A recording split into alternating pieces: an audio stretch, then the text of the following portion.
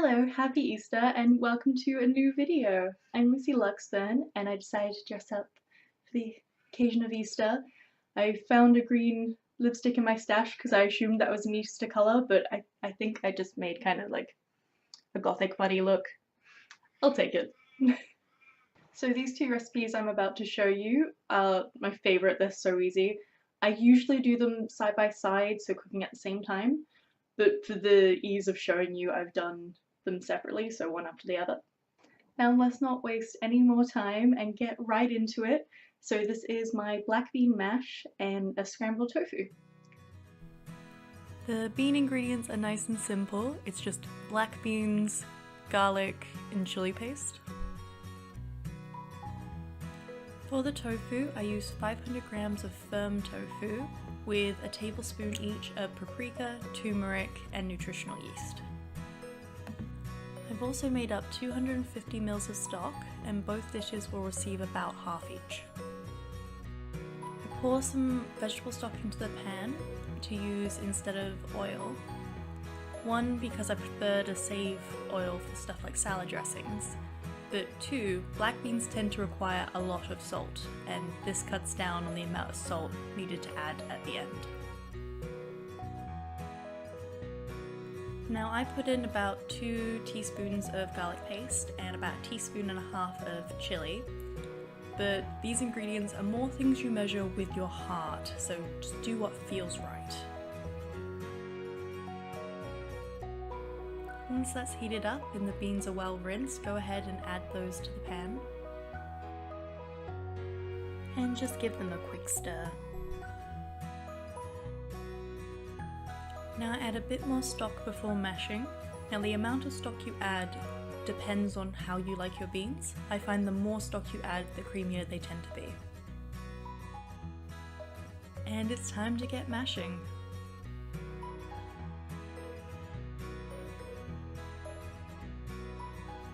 And the beans are done. Now I'm going to set those aside while I show you the tofu. Now remove the tofu from its packaging and mash it up with a fork to a similar consistency of scrambled eggs. I don't bother pressing the tofu beforehand, I just find it kind of irrelevant for this recipe. Now I used vegetable stock here again instead of oil, but if you don't have a really good non-stick pan, I do recommend using oil or this will stick really bad. Once that's heated up, go ahead and add the tofu in. This is when I add 1 tablespoon of turmeric and 1 tablespoon of smoked paprika. Then stir all the spices in until it's all an even colour.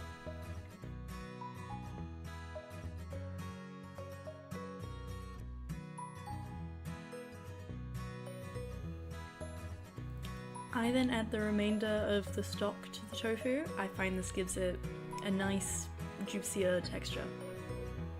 Once heated through, I like to add 1 tablespoon of nutritional yeast. This is optional, but I find it gives it a really nice finishing flavour.